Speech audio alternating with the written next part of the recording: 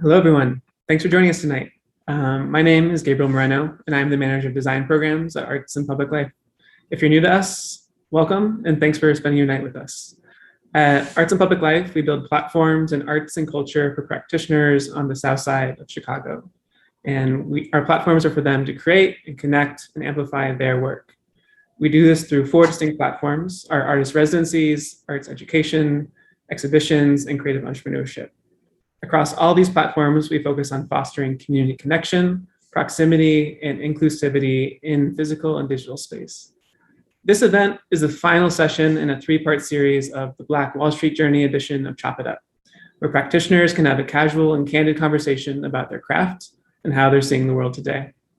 If you want to catch up on the first 2 sessions, they're archived on the Toward Common Cause website, where you can find out more about Black Wall Street Journey as a project and its context. The Black Wall Street Journey edition of Chop It Up is presented by Arts and Public Life in partnership with the Smart Museum of Art at the University of Chicago and Public Media Institute. We are in conjunction with the multi-partner, multi-venue exhibition Toward Common Cause, Art, Social Change, and the MacArthur Fellows Program at 40, curated by Abigail Winograd. Before we dive in, I'd like to note that the program will run from 5:30 to 7, leaving the last couple of minutes, 15 to 30, for Q&A. We'll be accepting questions throughout the entire program, so please submit those at any time, and we will make sure to catch those and send them to the moderator.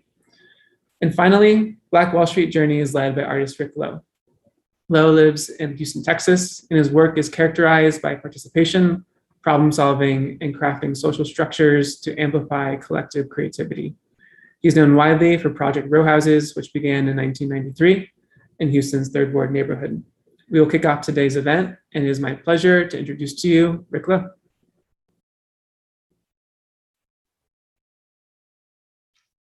Okay. Thank you, Gabe. So yes, my name is Rick Lowe. I'm an artist. I live in Houston, Texas, and I'm a part of the exhibition Toward Common Cause at the Smart Museum. And I'll give a little bit of context here about the Black Wall Street Journey before we turn it over to Natalie Moore, who's going to engage our guests today. But just to give you a little background, I was invited by the 1921 Tulsa Massacre centennial to develop a cultural component for the centennial for the Tulsa Massacre, which just happened last May. And but I wasn't that familiar with the Tulsa Massacre when they invited me. And I mean, I knew that there was a horrific time in which lots of people were killed and displaced and that kind of stuff. But what I didn't know, and I was very surprised to find out about the way that Black Wall Street actually functioned in Tulsa. And what most surprised me, though, was the kind of resilience of that community of people. Because when I went thinking about it from the context of the brutality and the killings and all that stuff, what I didn't think about was the entrepreneurial spirit and the resilience of those people. Because after the massacre, they came back to Tulsa and rebuilt. Many of them did. I mean, obviously, many did not, but many of them came back and they rebuilt. And that was, to me, that was symbolic of something that was amazing for me. You know, that these people who had built a certain level of wealth and economic stability were wiped out, and they went back to that place in the face of all the challenges and rebuilt. And that left me with a question, leaving Tulsa on my first visit and getting to know this information, was that if folks back then in 1921 could actually go through something so horrific, but then go back and rebuild their community, why can't we do that now, 100 years later? You know, I mean, why are we not rebuilding our communities? So I left with a question of what would Black Wall Street look like in the 21st century? Where is Black Wall Street in the 21st century? And that's what the Black Wall Street Journey is all about. It's about going along this journey, trying to better understand, you know, what are the things that make Black Wall Street. I mean, Black Wall Street is a very broad concept and idea, and it has mythical qualities about it. But I'm just trying to, you know, listen to people and understand better. You know, how do we think about the economic conditions of African American communities in the 21st century. And one of the things that I've noticed in my research for this project was that it's very hard to find uplifting and encouraging moments about possibilities of the Black economy, because whenever any kind of research you do, it is comparative to the overall, and Blacks were always listed as, we're talked about in terms of our deficiencies, the wealth gap and all of these kinds of things. And I was curious about, but there are interesting things happening in our communities, and people are doing interesting things. Why can't we talk about that? So that was kind of the impetus behind Black Wall Street Journey, and certainly with this conversation with Natalie, to let's engage with people who are on the ground doing stuff that can shed some light, and hopefully, something that we can build on and feed on about the possibilities of what we're doing here and how we do it. So with that, I'm gonna turn it over to Natalie, who's gonna introduce us to our guest speakers this evening, and we'll go from there. But before we do that, though, I want to say this about Natalie. I'm jumping in too fast, but Natalie, when I first came to Chicago, not knowing the context and people there and stuff, so I was very fortunate to be able to connect with a number of really great people that kind of guided me and helped me kind of move through the process. Artists like Amanda Williams, Fahim Majid, business folks such as Guion Foreman, Cheryl McKissick, Gwendolyn Butler, and lots of folks that were helpful in thinking about things. And Natalie was also, among that group, because she would share lots of information about her work and what she's been working on. And so we were very excited when she, joined the team and has kind of pushed the boundaries of her work a bit. I don't know if she's going to talk about this at all, and maybe I'll ask this in a question a little bit later at the end about how she's pushed the boundaries of her work as a journalist and actually is participating in this project, the Black Wall Street Journey project, with a kind of a different slant, a little bit of a visual element to her work. So maybe we'll just add that in a little later, Natalie. Yeah, I'm happy to talk about it because it has definitely been a journey. Okay. All right. So I'll turn it over to you. Thank you. Yeah. Good evening, everyone. Thanks for being here. This is our last Chop It Up. We've had some great conversations this summer. So we have Andrea Polk today and Stephanie Hart, and I'll let them introduce themselves and talk about their work. But I just want to encourage you to put comments in the chat, ask questions. This is a dialogue, and respond to what you're hearing. You don't have to wait. If something's resonating with you, drop a link in, drop a comment in. Let's have some fun this evening. So normally these talks are around food and drink, and I am just drinking water this evening. What do you two have, Andrea and Stephanie? I have a herbal tea to help detox the body and inflammation. I think it's dandelion with another herb. And then I have my lemon water here. And I am drinking dandelion infused water. Interesting. Oh, wow. A little bit of lemon extract. So. Yes. Wow. And we didn't even plan that. Frequency between the two of you. Yeah. Right. So Stephanie and I have done talks before. We can talk all night together, but I'm going to start with you, Andrea, because I don't know. I just learned about you through this process. But if you could first talk about your business, what you do, what your practice is. Okay. So I am the owner of Solo Noir, shaving and grooming products, as well as at the top of the year, I started a new business with my daughter. It's called Zen Soul Apothecary. So Solo Noir is an all-natural grooming product for men, featuring products that's going to help empower them. I've named all the products after positive attributes. We have dapper, smooth, brave, refined, sleek, bold. I wanted to create a line that was not only natural, but also helped empower the men at that time. At the time when I created it, it was in 2012. There was really nothing in the space for them. That was prior to, the competition entering the market. And I purely created something because I knew what I wanted to see in a man's skin and how I wanted a man to present itself. So I created something specifically for that. And the business it's been an amazing journey. I'm not quite a $1 million business, but I had $1 million experiences with the business as it's taken me all over the world to promote the brand. And now it's now starting to become the financial success that I've been looking for. We're going to be launching in TJ Maxx in October for 3 of our items. Wow.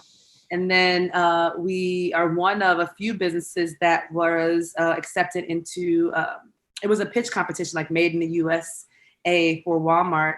And I'm one of the businesses that they chose. So that's a great thing. And then, so fast forward to now, everyone has known me for the woman that has done skincare products for men. And then I have this life-jarring skin issue and disease, this body problem that I never had before, that I've always been really healthy and vibrant. But last year, everybody sat down, but I had to sit down, not because I couldn't leave, but because I couldn't move. So I had to figure out how to heal myself from the inside out. And I evolved into a person that is more in tune with myself, is highly spiritual. I evolved into a shaman and a person that does Reiki and help other people unblock the emotional blockages that stop in their healing. And that sparked Zen Soul Apothecary. So my practice with Zen Soul, I do my healing services out in nature. I believe the perfect place to energetically dump and heal is, outside. So I do forest infused and lake infused experiences. And I walk my clients through a journey of tapping into their inner guru. I use crystal alignment to align the chakras. And then I also kind of help them tell them who their spirit animal is. Each session is just absolutely amazing, but it's developed me, and as well as I love seeing the people that I've worked with kind of break through that emotional, that block. Because we all figure we need to heal, but most people are stuck. And it's the most beautiful form of therapy, energy therapy. So that's why I'm here today. I feel like this is the most authentic part of me, where Solo Noir, as a woman owning a skincare line for men, I have to put on the face of a woman that, the exterior is more of an exterior product, but with Zen Soul Apothecary, I can be completely myself. And I love it. And the beautiful part of it is where Solo Noir is for the man of color, Zen Soul Apothecary is for women and mothers. And then we're also going to branch off into children conscious and healing kits as well, because my daughter is very connected as well, where she teaches people how to be mindful and be conscious and know how to align your she knows more about the chakras than most people. But that's what Zen Soul Apothecary does. We actually have a crowdfunding campaign that we launched, and we have about 40 more days until the campaign will be over, and that's helping us create these healing kits for women and moms. Can you drop all the links that you just talked about in the chat while I turn to Stephanie? So Stephanie and I last talked during Soul Food Month, which is June. My office at WBZ is 2 doors down. So, Stephanie has made birthday cakes, wedding cakes, has done everything for me. But I just learned her origin story. So if you can share about how you were trying to recreate your grandmother's recipes and what you did to get your caramel. Yeah. Really kind of just really missing my grandmother and wanting, when I was a child, we were loved with cakes and desserts, and those things were special. They weren't really taken for granted. You didn't get to go to the store and buy all this stuff. So when you got something, you were excited. And I wanted a cake, a pineapple coconut cake that we would get for Christmas and for my birthday. So it was special coming up, and I missed the cake. I kind of tried finding it, and everyone had their version, but it wasn't the way my grandma made it. And so I started trying to teach myself how to bake, and it wasn't great always. Lots of failures. That's just the honest truth. But when I got it, it didn't just resonate with me, it resonated with other people. And I'll tell you, caramel is my number one seller. Pineapple coconut is not. It's my favorite. But caramel was probably one of the hardest things I've ever done. So like thousands of failures, literally. I'm not joking, thousands of failures. And eventually I literally had a recipe from a lady in Arkansas. It tasted wonderful. She told me how to do it, but it never came out like hers. And so I finally went to this little town in Arkansas, a real little town in Arkansas, real country.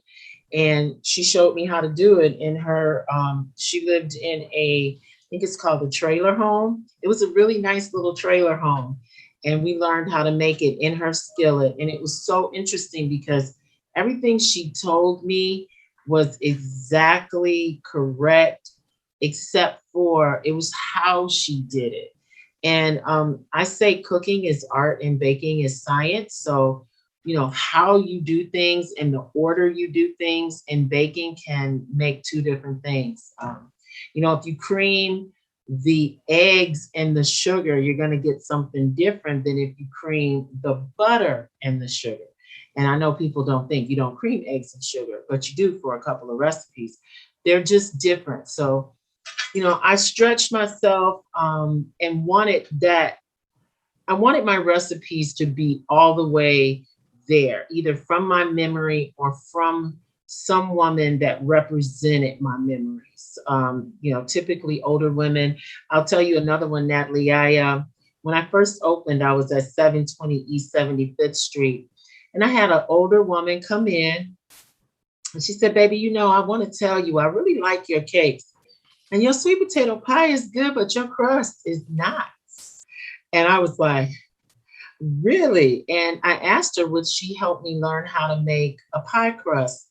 And she did. She helped me learn. It turned out she had been a cook at, I don't even know if this bank is still in existence, Northern Trust Bank downtown on Clark Street. And so I went to the executive kitchen. She had pull, honey.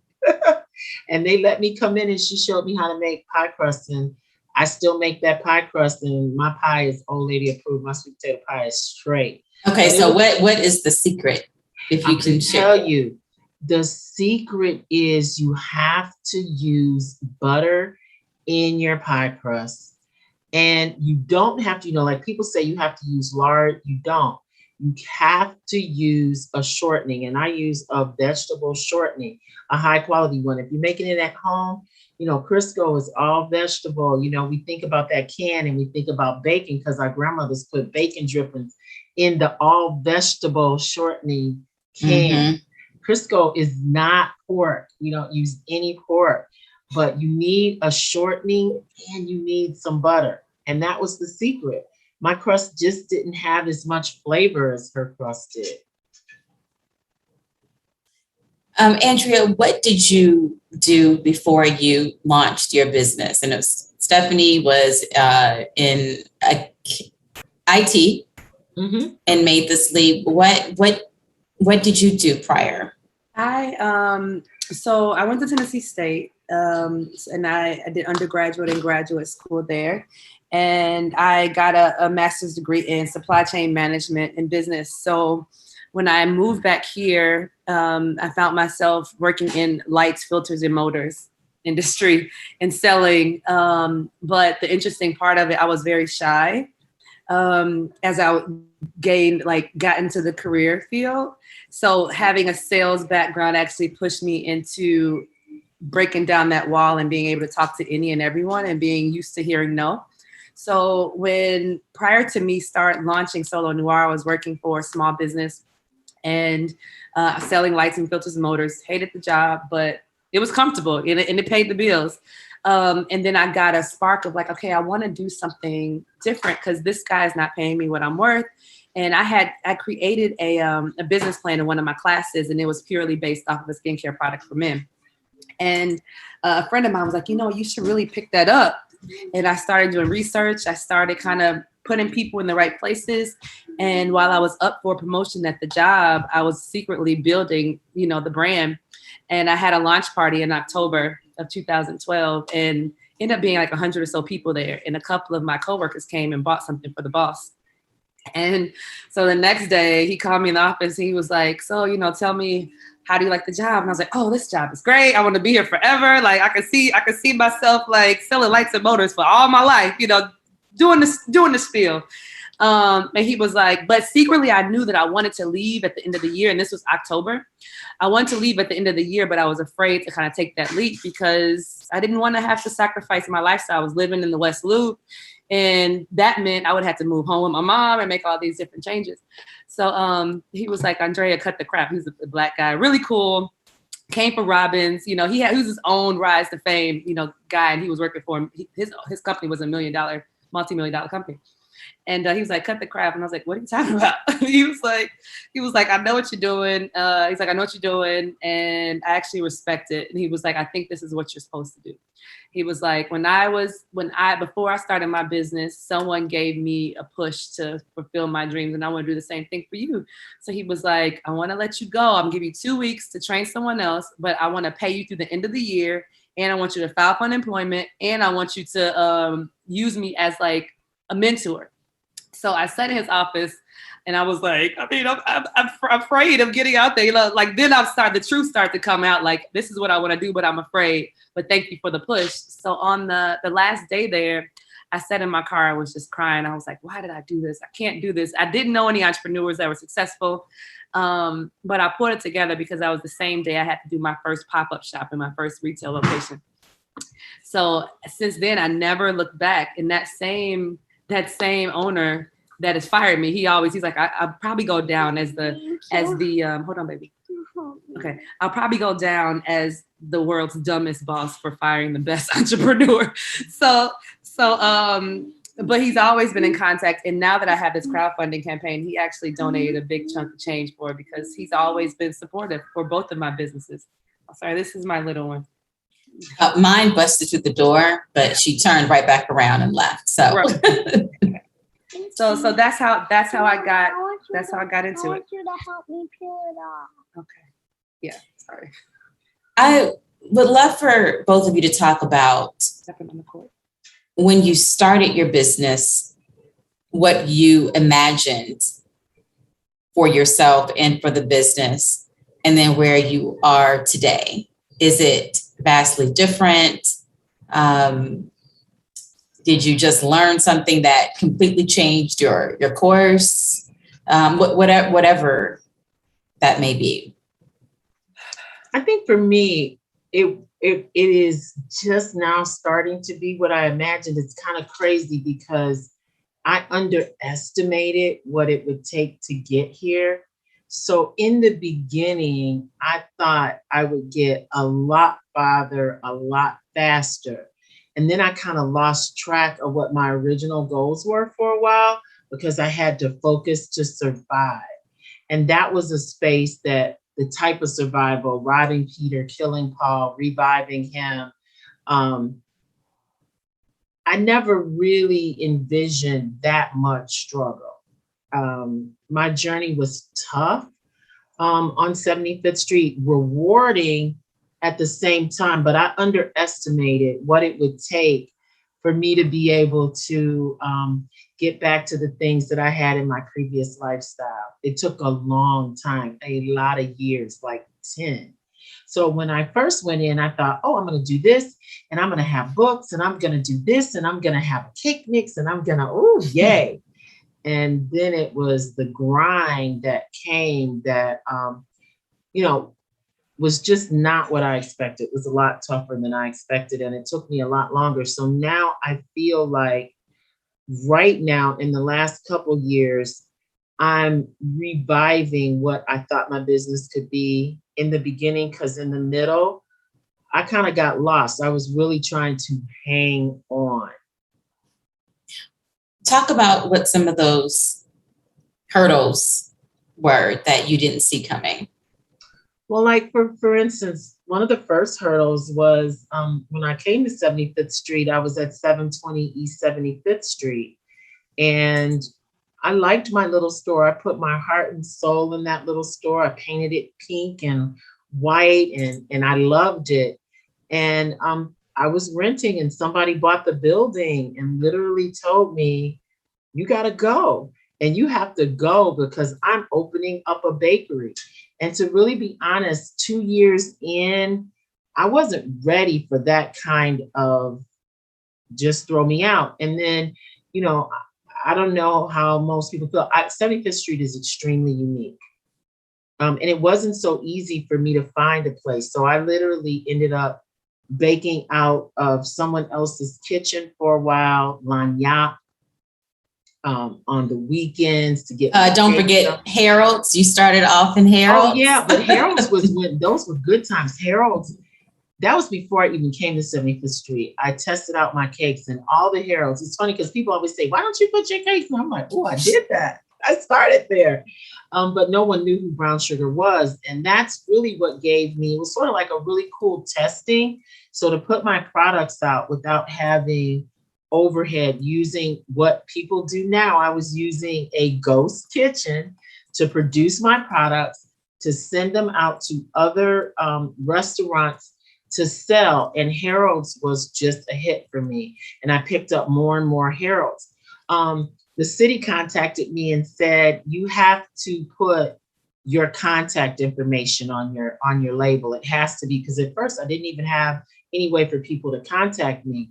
And that's when I knew I had to open up, because people were calling me, hey, you're out of red velvet cakes at 103rd Street. And I'm like, huh? Like, they wanted the cake. So I think that, and then 2009, How I Met You, that was a huge challenge for me, to be faced with no traffic and, you know, people come and say, hey. Wait, not, it was not meeting me that was the challenge. It was no. The street How I Met You. The street was being torn up. Yeah, so they tore up the streets and you came to cover that. That is how I met you, is what I was saying. And that was really devastating for me and very difficult, again, because I think I'm 4 or 5 years in now, starting to make a little progress, and people go, we're just going to make it impossible for people to access you. And the streets are going to be dirty and we're going to tear up the whole place. And that was difficult. And it also, it was difficult, but it helped me find my voice in the community. I think that's what that situation married me to 75th Street in a different kind of way, because I had to get to know my neighbors. I had to really get involved in a way, and we were all trying to survive together. And there's just nothing better to bond you than, you know, a group of people trying to make it. So yeah, those are some of them, but you know, that aren't as typical. You know, you're going to run out of money. You know, the day I opened up at my current location in 2007, my car was repossessed. Didn't have money for movers. We pushed our refrigerators and our stove from 720 to 4 blocks down to the new location. And I'll tell you something, Natalie, people were laughing at me, pointing at me. One man came up and said, are you trying to steal that refrigerator? So fun times. Beautiful. I guess my vision and goal has changed, but because I have changed, and it's made me a more conscious, I guess, business owner for Solo Noir, since that came prior. There were parts of Solo Noir that, because I went through a phase of like, okay, I'm a woman selling a man's product. You know, people were like, well, how do you know? I mean, you're a woman, how do you know? But I'm like, I know what I like to see, you know, and I'm a licensed esthetician. So it's coming from a space of education. But I went through a phase of doubting myself as a woman owning a men's skincare line. So I hid behind a lot of the branding, and the branding was very stale in the story. And then I went through a phase of, okay, pushing myself out there a little bit, but then I started to change. So it's like, I'm still trying to figure out a space on how to present myself as a woman of a male brand. But the beautiful part of it is because I found myself in the space of Zen Soul Apothecary and how that is going to develop into not just body care products for women, but easy, like so these kits are amazing. So each kit is going to be like, let me kind of get deep a little bit. So when I went through my process, I literally recorded everything that I went through, because I knew I was going through what I went through for a reason, where my skin was tar black. Every time I moved, my skin was slit. It was disastrous. So I literally wrote down every part of this journey, and I resonated really, really well with the butterfly, because there was a chrysalis, a caterpillar that perched itself on my chair, and me and my daughter got a chance to see the whole process from the chrysalis to the emergence to the flight. And I essentially created Zen Soul Apothecary to kind of exemplify that. So the first box is our self-love box, the cocoon box, where you're really working on your self-love. You're working on the heart and the solar plexus chakra, which we have affirmation cards that's going to help you align those things and make it super simple for those that aren't spiritual but want to know kind of how to tap into their own self. And then the second box is the emergence box, as the butterfly is coming out of the cocoon, and that's working on the lower chakras. And the following box is the rise box. It's the third eye and the throat, as you're rising through your consciousness and you are healing yourself. And the last box is the flourish box, where you are flying, essentially. So, but it's going to also encompass some body care stuff too. So once we launch that, I'm going to take that same concept and launch it for the men, the male. So you can't have the woman super awakened and in tune with herself, and the man, kind of stale. So not stale in a bad way, but I don't want to leave the man out. So I'm now going to expand the Solo Noir, not just from skincare products, but really hone into the lifestyle part of Solo Noir. And that original vision wasn't there. It was always a lifestyle brand, but I never really knew how to tap into the other side. But now that I've evolved and my journey has changed, then now I can introduce a whole new concept to the male client as well. One of the challenges that we always hear about Black-owned businesses is access to capital. Can you talk about how you were able to launch financially? Were banks rejecting you? Did you have a good bank? Angel investors? How was it for me hard? Well, yeah, for me, I've always been a person. I don't like to borrow I don't like to owe anybody. So fortunately, my mom, she put away money when I was younger. So I had a little bit of savings, and I used that. And then I got some credit cards to be able to bootstrap the business. But I found myself in debt, because if you have a product that you have to purchase in bulk before you sell it, and you don't know how fast it's going to sell, plus you got to do this and you got to do that. I found myself in like $30,000 debt the end of last year. And I'm like, I don't know how I'm going to get out of this. I don't have that much inventory, but when last year happened, people decided to now start funding and helping Black businesses because of the Black Lives Matter movement and things like that. So I was able to benefit from that. And at the end of last year, I was able to pay off all of my debt from the grants and the assistance that I had. So was the money there in the beginning? Absolutely not. Was the money there at the end? Well, last year, yes. I do see it being easier. Like with Zen Soul Apothecary, I think it'd be a lot easier to raise money than I did with Solo Noir. But yeah, it's still there. It's still there. I kind of see this as a amazing time. I talk to my friends that are in business, and I ask them to really take full advantage. I think sometimes as African Americans, just like Andrea said, we don't want to take more than we need right this second. We're very good at making $1 out of 55 cents. And I am on the path of preaching, look for everything now, be more like a squirrel, plan now, get all these opportunities that are here. Make sure that you take advantage of everything that you can, so that when the next wave comes or when the change happens, And hopefully, I hope it doesn't, but this is my 59th year on the planet. So, as fast as we are popular right now is as fast as there'll be something else. So I encourage entrepreneurs to go for everything you can right now, because I've never, and I've been an entrepreneur since I was 22 years old, seen an opportunity where you can get funding the way that you can now, period. When we were in I'll call it the green room before we went public, the two of you were talking about feeling like this is a time of rebirth for Black-owned businesses. I absolutely feel that way. When I look, I've just never seen so many new businesses, and I've never seen so much opportunity for new businesses. I'll give you an example. When I bought and started, doing the candy line, I had people emailing me going, we heard you doing candy. Companies saying, could you please send this out for us? That's new. That's a new awareness. And we just got to be able to service people so that we can turn folks that may have other motivations to do good. And I love that. But we also need to take advantage so that we can make them customers for the long term.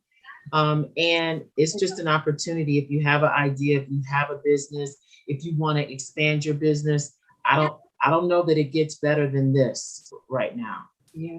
I can't imagine it if it does. I would definitely agree. It's interesting that it feels like a rebirthing because of the opportunities. Because I don't know how to explain it, but it just feels like a rebirthing because the opportunities have expanded. Where there were blockages before, things are definitely coming more easy. Larger companies are looking to support small businesses, and they are open with the amount of assistance. And because I can say that because within the last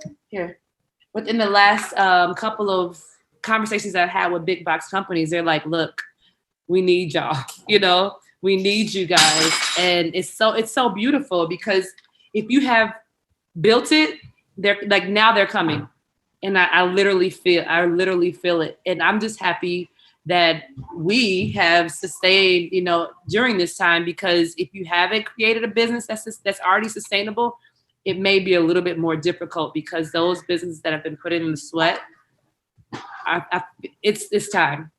Yeah, I definitely agree with that. We just launched our candy at Macy's, and it was, and when I tell you, how it is, and you've been out there, all of the hurdles, when you try to do something, all of you need this and you need this and fill out this form and fill out that form. And then you got to talk to this person. And it's like, hey, how are you?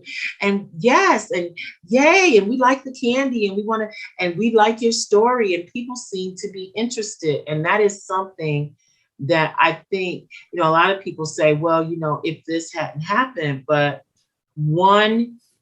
it has. And so, without all the philosophical, take advantage. Yeah. You couldn't have told me that, we're on Macy's online, and you couldn't have told me that the story sells a lot more than the product does. And now when I'm having these conversations with buyers, they're interested in who I am. Not just the product that I'm selling, because everybody has something. But it's about the entrepreneur behind the story.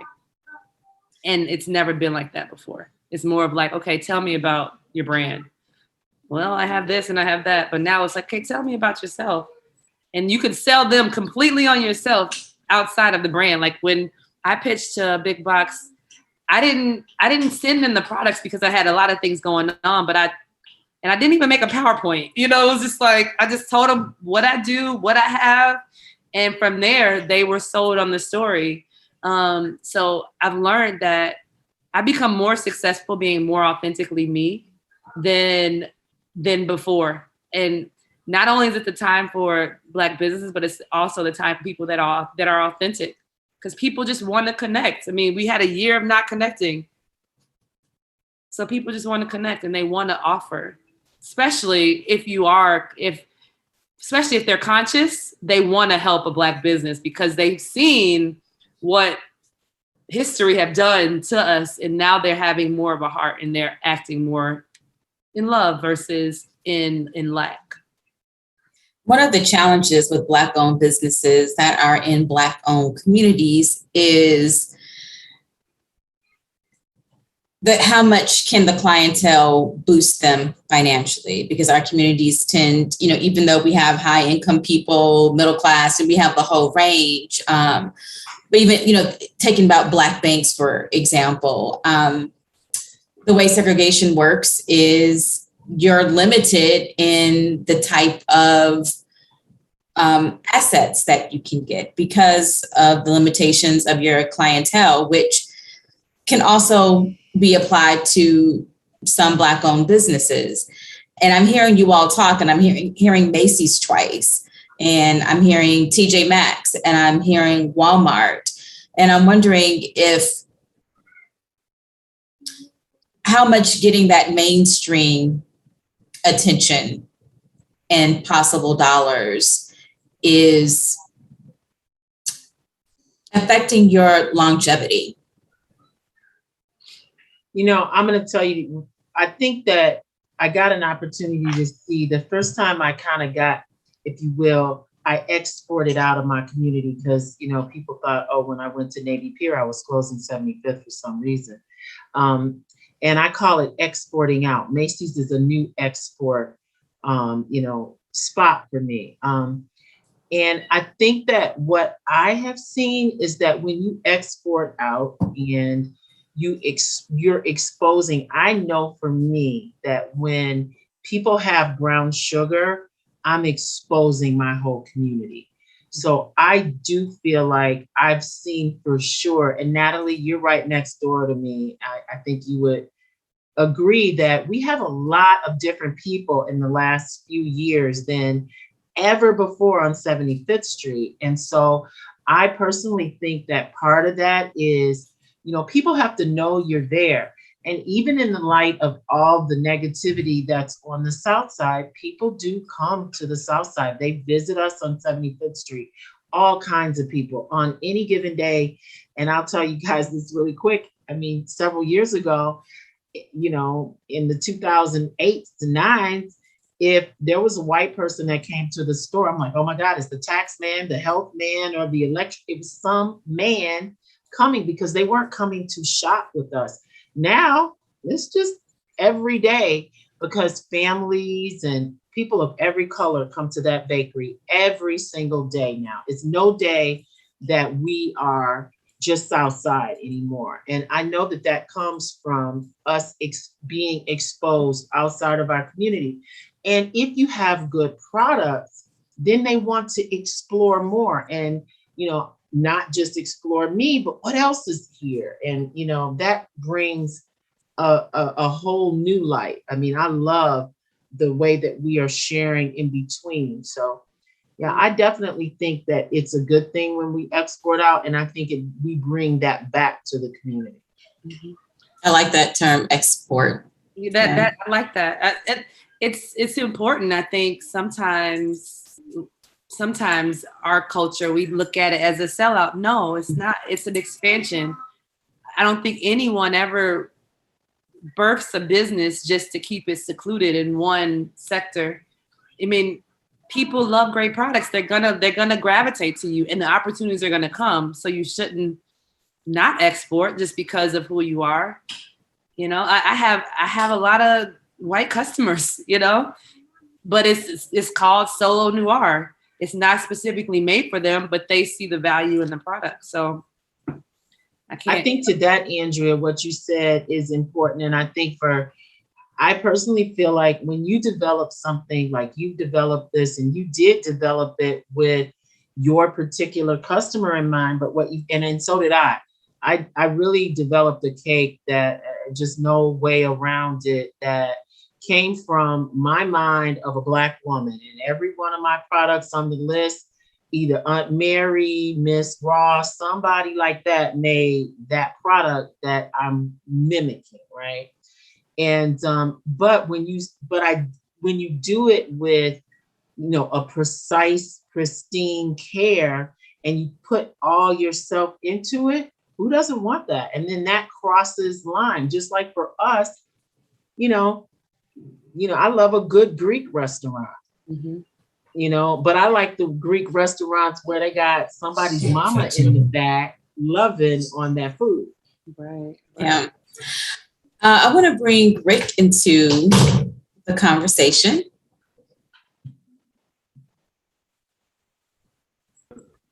Very good. Yeah, great. Thank you. This has been really, oh wait, am I? We can hear you. We can hear you. Yeah, this has been really exciting for me because, as I said early on, one of my challenges has been, one of the reasons for doing this project was to explore and find things that would be inspiring for people, to think about the possibilities of Black businesses. As Andrea referenced this earlier, she said that she was hesitant and nervous about starting a Black business because she didn't know any Black business owners, and I think that's a very relevant thing for a lot of people. I mean, for me, myself here, I've just started my studio as a business, a studio practice as a business. I've worked in a nonprofit all of my life because I've been interested in service. But as I've been reading and understanding how, Black business has worked, historically, it has been a service for people. I mean, I remember one of the great Chicago business people reading about him. Was it Dempster Travis? I think it's MC Travis. Travis. Mm-hmm. Who basically was saying he couldn't separate his work as a business person from the civil rights movement. It's an act of civil rights to be able to provide something for your, a service or a product for your community that they can't get otherwise, and so. It just became really interesting for me. So I'm learning all this, and as I've said, though, I haven't had that model for me. Even on the community work that I've been doing, we're all working in the nonprofit sector and not so much the business sector. But now I'm beginning to, peek into that and seeing the importance. But there is a huge gap that there's no, we don't have that. We don't have, if I go block to block in my neighborhood in Houston. Most of the people that live here, they're just there. They don't have any. They don't know any people that own businesses and stuff. So it's really, ones that are, as you all are. I mean, you're obviously you're successful at your business. You're excited about it. You see possibilities and all that stuff, and that's inspiring to me. But it doesn't go to. So I'm just curious about, how. I mean, am I just seeing this from an odd perspective, or is it really? I mean, do you feel that in your own lives, though, that there is a challenge outside of your own success, but just in general? I know you say there are lots of new businesses that are coming up now, but I'm just thinking in general, if you kind of take away the last year or so, that folks have somehow have decided that they really need to support Black communities. I know for as far as, I'm sorry, go ahead, Andrea. I was going to say, I think there were challenges, and there's still challenges, because for one, I came in when men weren't really into grooming. And then also having to compete with grooming products that were just on the shelf that were like $3. So I came in at a point where not only have to educate, but men have to also be ready, to even have a grooming regimen.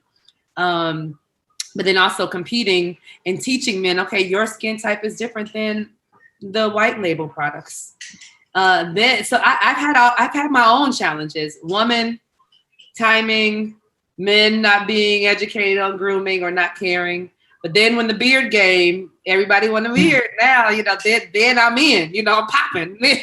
So, but I'm still a woman, I don't have a beard, but yeah.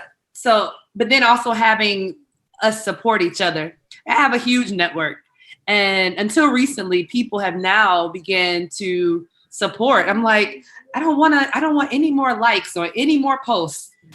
Either share it or donate or buy something, So So that's my dilemma. See, having people, oh, I support you. You're doing great. Oh my gosh, you're just doing up. But have you spent $1? Most often not. But I don't equate all support as financial or monetary, but you got to communicate in some kind of way, you know? I think for me, I have always sought out Black entrepreneurs my whole life. Like, I've been fascinated with Black entrepreneurs. I finally got a chance to meet Hermine Hartman. Like, I've been watching her since I was a teenager, right? They're just, like, I just always have looked for people. Reginald Lewis, read his book, and I've just been interested in Black entrepreneurs. I've been, lucky enough to like be bold enough to say, hey, Amy Hilliard, I know you're doing this and I know you are way up here and I'm down here, but hey, look at me and I want to talk to you. And people have always been nice. And also, like, in my own neighborhood, some of the best advice I ever got was from an older woman who passed away that owned a tavern on 75th Street. She knew everything. I would get sad and go talk to Miss Francis, and she would sit there and just like school me in such a way that, I think sometimes we look for people to be popular, but there have been Black people in business. There was a lady on further east on 75th Street, 80 years old. She had been there for 40 years sewing and doing pillows and stuff. And man, when you stop and talk to people like that have these stores, that have been in the community, maybe they didn't have the breakout success, but also from where they started to where they finished, it is different, right? We have a lot more opportunities than there were maybe, 40 years ago or 50 years ago. So I don't know, I seek out entrepreneurs. I think they're there. And are they, proportionate? Maybe not, but you only need 2 or 3 to like really get around you to motivate you. So I say you keep looking and you're going to find somebody in the studio business that's just going to be able to make you feel really good. Yeah. Yeah. I mean, it's interesting because once I started to look at it, then, as I said, I have personally been able to find loads of inspiring, people, inspiring parts of communities and all that stuff. But, but it's not, we don't popularize it. It's not so popular, That's true. Yeah. That's true. It's not popular. And, I'm constantly telling people, we've got to tell the good news as well, right? Like, I fight for that. Sometimes I get my hand smacked for it. But, I feel like we should be able to have everything in our communities that you can get anywhere else, right? Mm-hmm. Are there challenges in our communities? Yes, there are, but I don't let the fact that, there's violence in Chicago make me not want to sit outside in front of my store, right? So I think that oftentimes the narrative around our communities is just, we're looked over, but the stuff is there. So I hope that things like this continue to happen so that folks know that there are businesses in our community and you can find things right here in your neighborhood. Yeah, you just used a term that that I've been just thinking about all the time about Black Wall Street. The journey of it is, what's the narrative? What narrative are we getting out? And just research wise and thinking about this journey of Black people from emancipation, right? And trying to figure out how do we establish economic base for ourselves, and all the different, the narrative is really incredible, and how after emancipation, the Freedmen's Bureau and people looked up a little bit, and then it got pulled from under them because of the mismanagement of that, and the Black Bank movements, and then the movement for urban renewal and the and the FDR, so the New Deal and how all that got kind of pushed to the suburb, but we stayed in it, as Black people. We've been in this journey, but what I found that was really interesting, and this is kind of and that's why I'm happy to hear you all saying that this is the moment. You know, this is a great moment for Black business, because in my head, in my little research I was doing, the narrative was very, I mean, there was a consciousness of the economic plight of Black people all the way up through the 60s and into the 70s. And then somehow into the 80s, the narrative seemed to have shifted from my research. You know, I mean, people were not talking about, the need to figure out the Black question, and the urban, Black question, because they had the answer, and the answer was that Black people are drug dealers, welfare moms, and blah, blah, blah. And that became the narrative for the last, 40 years, right? I mean, through the 80s, the 90s, Clinton, and it's, hyping up, and more people going to prison, and all this stuff going out. And it just seems though that there does seem to be a moment of possibility that we can shift the narrative back to some of the more positive things that you're talking about. I think I'm an 80s baby, 81. So I am in that 40 years. I just made 40 in January. 40 is a beauty. Nobody ever told me when you turn 40, it's just like, oh, like the sky. every issue, like you just see, you oversee it and you overstand. So I came in that year where they didn't want us. I never saw entrepreneurs. I saw the destruction of the thing of the community. So mind you, I am different than everybody that's around me because I want to pursue something that no longer exists, in my foresight, in my existence. So that's why I'm super excited that I guess it took me 40 years to see it, but I definitely see the shift and the change and how things are moving. Mm-hmm. And then for me, what's exciting is I think about this. I think about, when you stop and think that, it's only been 150 years that we're at this game, yeah. Right? Like literally how many entrepreneurs now? So you start thinking about how many entrepreneurs are second generation entrepreneurs, third generation, fourth generation. We compete out here with businesses that have been around 5 generations, right? Mm-hmm. I just left visiting a third generation Chicago company. And it wasn't a Black company. I went to look at their manufacturing facility and I learned so much. And at the same time, I validated myself in so many ways because we beat ourselves up for where we are in the race. But the fact of the matter is we're in the race still. And that's so important. And, as we get going and as we try to now start talking about, you hear conversations, first time in my life, I'm around people that are saying, hey, we need to talk about generational businesses, generational wealth. And wait, when we pass the baton to our children, do you know how much easier that's going to be for them than starting from complete zero? And so that's why Tulsa happened, because they were trying to wipe it up. It's up to us to make sure that we're staying on top and staying loud. Tulsa won't happen again. Mm-hmm. It will not. Mm-hmm. It won't happen again. If we pay attention, it won't happen again. It won't.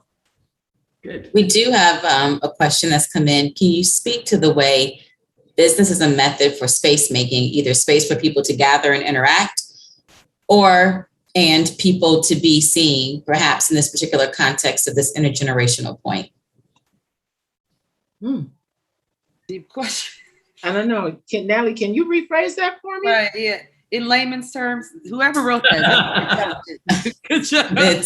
Okay, Gabe, I think I might. Well, when I look at Brown Sugar, she is part of a space on 75th Street, and it's not a standalone. And so, not that there are other bakeries that are there competing, but it's part of, I would say 75th Street is space making because you have so many restaurants and businesses and activity up and down the street. And so I think that is a magnet why Stephanie likes to be there, why And I'll give this as an example. So 75th Street, I kind of chuckle, is called downtown Chatham now. Yes, girl. Aren't we coming along? I love that. Everybody laughs at me, but I say it again. Downtown Chatham. Yes. And downtown, when you hear about a downtown, that makes you think of vitality and a place that you want to be. And, I laugh when they started calling 53rd Street downtown Hyde Park. But, I get it. And, the pandemic, we've been cooped up, and 75th Street, I don't know if anyone saw, there were hundreds of people hanging out at night. Limbs is open to 2. The Francis's cocktail lounge is there, but also it was hot and people wanted somewhere to go. And then unfortunately there was a shooting on one of those nights. And so the neighbors are like, we have to get this under control. And also, I should say, on 75th Street, there's the Department of Planning and Development has put space making there. You can play oversized checkers. You can sit down. They have these sidewalk things that they put on to encourage positive loitering. And so when that shooting happened, Stephanie said, no, I don't want this to go away. Like, her reaction wasn't, we have to change the street so there's no more traffic, even though she's not open at 2 a.m. It was, this is our community. We can make this work. And so I think of that as space making. Yeah, let me also add to that too, because this also kind of gets at this point about, businesses, it is about making money. Ultimately, you want to make money, but also from a community standpoint, it is about, creating community, on some level, because I think right now, I don't know if you're thinking about this, about the value to your business having a physical location versus not having a physical location, right? You were saying that in as Natalie called the green room conversation about, corporate America, will people go back to those buildings? Because it's like, why go to the building and pay, have an expensive rent if you can get everybody to do it without? So, what would your business be like if you didn't occupy space, in the community? And is that a value for you? For me, it's a big value. And literally, when I started the business, coming from the tech world, people were like, you really shouldn't do. And it was brick and mortar. You have a product, create the product, be online. And how I saw it was that the product that I wanted to create, it really, it's a product that I wanted people to celebrate with. And I think that, do I sell online now? Yes, now I sell online. Will I ever not want to have brick and mortar? Not in the foreseeable future. I think it's important that when you have a product that speaks to family and love and celebration, that there's a space that you can experience that. People want to talk about their family, and they want to talk about their celebrations. And then I think people want to experience, just eating together. I think that that's a little bit different experience, because I am in food. I think it's absolutely important for me to have brick and mortar. I'll also say that now I kind of understand that space question a little better. I went through this whole thing where I was like, occupy 75th Street. That was all I wanted. I wanted indoor, outdoor, because I also feel like if businesses and community get together and do things in their own community, then we have more control than if we just allow for, if you're programming the space and programming the time, then there's not as much opportunity for people to do other things that you may not want to be done. So to give you a quick example, I was so worried when they closed down our streets, because, when there's not the traffic that's coming to the stores and the businesses, then other people are just hanging out doing nothing. So yeah, I'm definitely into occupying the area. I think it makes it better for the community. Even if there's some little bits of inconveniences from businesses being in the community, like we might park in your parking space, ultimately, long term, you don't want to live someplace where you got to get in your car and go outside of your community for everything. You know what? I wonder, maybe because so many Black neighborhoods are conditioned to doing that I feel like a lot of communities just want to be bedroom communities. They don't, I'm, for whatever reason, I'm somewhat surprised at some of the pushback on 75th, or, there's the new restaurant, is it called Ooh Wee on 83rd? Mm-hmm. And I know the neighbors, and I know that there's, I'm not saying the neighbors don't have legitimate concerns, but that restaurant could be an asset to the community. I think so. I think it is an asset to the community. And I think the way that he did it, I love it. I mean, it's beautiful. It's inviting. It's new. I mean, in the way that he did it, it's not just something that, we have a lot of restaurants in our community that aren't run by us, that are just up there and they don't look good. They're not clean. It's not beautiful. And I think he did a fantastic job. I was so disappointed. Now, again, if you go to other communities, like Andrea said, she lived in the West Loop. Have you ever been to the West Loop on a Friday night? Yeah, there are people that live there and they still have to figure out ways. And so I hope that they figure out ways, and the community folks just don't shut down or try to shut down. It's going to be hard on 75th Street because we're here to stay. It's too many of y'all.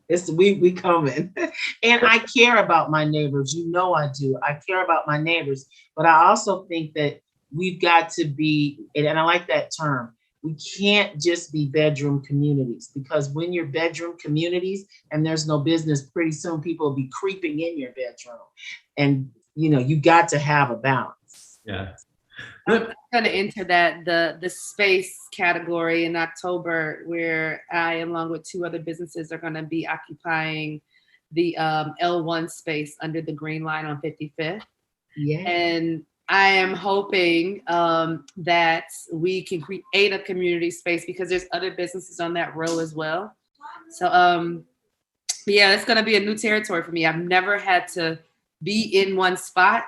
It always was my goal to have a location, but I'm hoping that we could have a welcoming experience, as you have explained, where you are in Chatham. Good.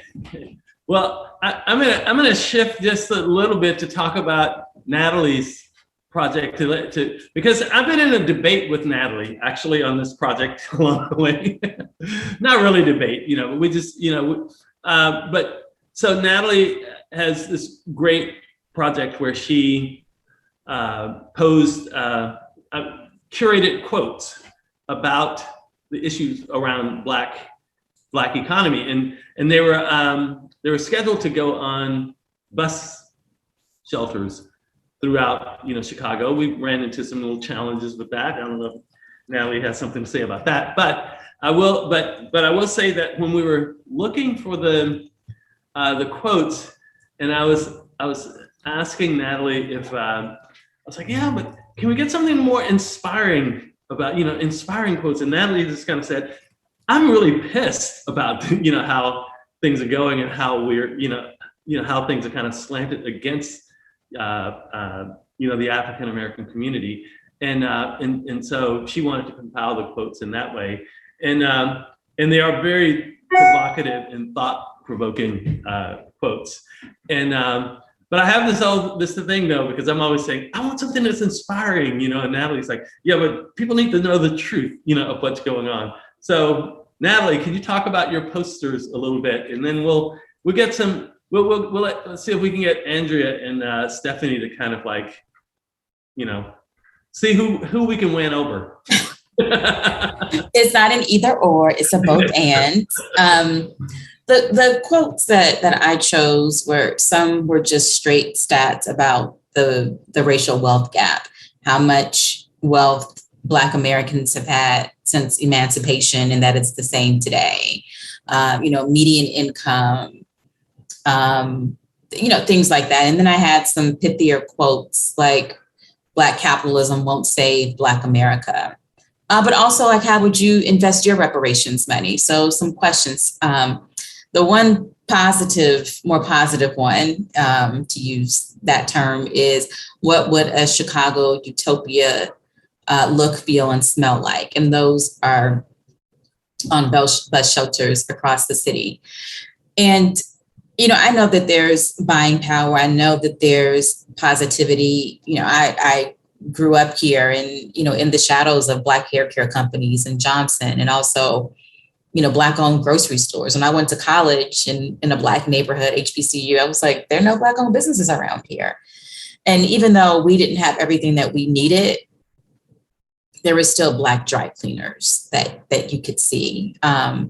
So, I had that frame of reference. The Luster House was not far from where I grew up. So there was role modeling. And also Oprah was here.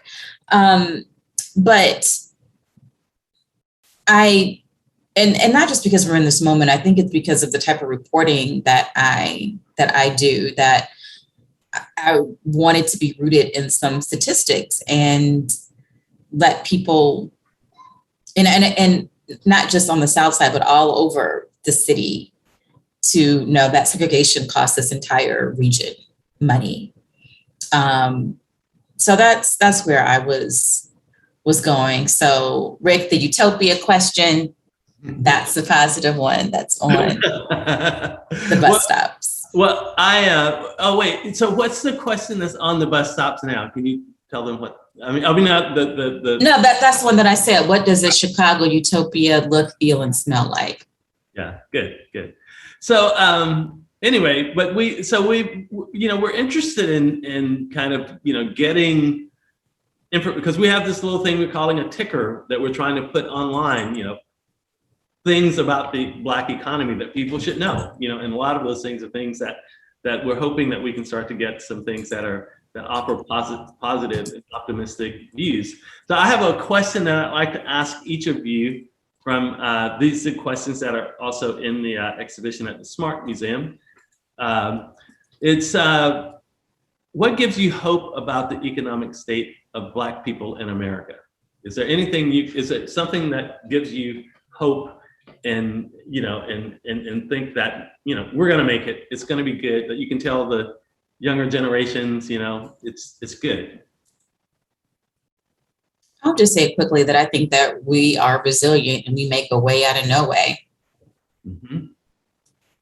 For sure, that and I think that that's why, it's funny because at the beginning of the pandemic I was so concerned, but because we make a way out of no way, we have several of us that have made it and against all odds. So it was sort of like we already know how to do this, right?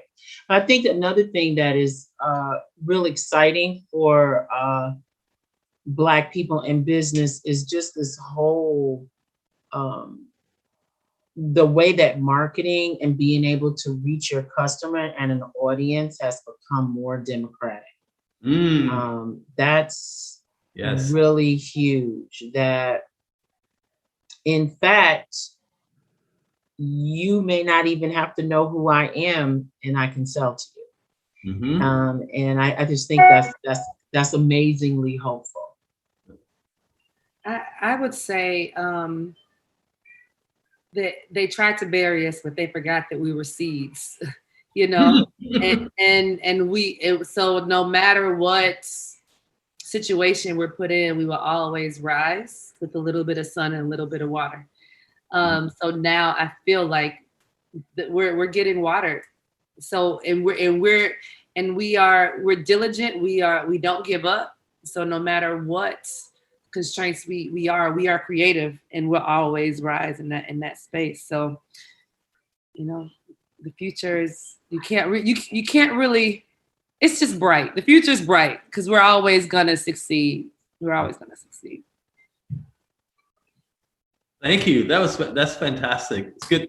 It's good. It's good to hear that, because I just think so often, if we listen to, most of the reports that we get, we always talk about how, the Black community is like, the lowest of this, and we're always at the bottom of everything when we're compared, in general. But what I've started to train myself to do, though, is not trying to look at how well we're doing in relative to like Wall Street, but let's see how well we're doing relative to last year or the year before in my own neighborhood, and that way you start to find much more positive things because we are working and we are doing something, we are sustaining ourselves. And so anyway, thank you for taking the time to answer that question for me. Yeah, and Rick, when I think about those stats, I don't look at it as a deficit against us. Like, to me, it's more of an indictment on the system. And one of the quotes said, people who sell loose squares and, are a vital part of our economy too, that there's an underground that's there, and recognizing that you don't have to be a CEO. And that, everybody is that's that make a way out of no way. And why are they part of that underground economy? I was going to wrap up, but Lauren has a question that I think, Andrea, maybe you can take quickly. How can encouraging herbalism and agriculture in youth help people learn to heal themselves and become more self-sustainable? How can encourage? So what I know is we all have a history ancestrally of being in planting the seed, seeding the soil, and also healing ourselves. But the remembrance have been forgotten because our parents have lost that connection to their planting the seed and tending to the soil. So it takes the education, it takes surrounding the child, or, there's so many like community gardens. Once you connect them with the soil, that remembrance will be sparked. And then you can start planting those seeds into them by the things that you feed them, by the things that they watch. I think that would be the best way to explain it. Like, you have to reconnect them to what is naturally us. If you want them to be into herbalism and agriculture, take them to a garden, volunteer their time, or build your own garden. Whether you live in an apartment or you have an area outside, you have to teach them to remember that ancestral DNA by actually putting them in front of it. You start there. It's fantastic. Good. Well, thank you. Thank you, Andrea. Thank you, Stephanie. And Rick, this is the end of the Chop It Up journey for our Black Wall Street journey, but people can check it out at the Smart Museum, the School of the Art Institute, as well as right next to Boxville. And there's a QR code. And so all these questions that we're being provocative about, you can ask and go to the Black Wall Street Journey website. So thank you and have a good night. Thank you. Very nice to meet you. You guys, been great. Have a good night.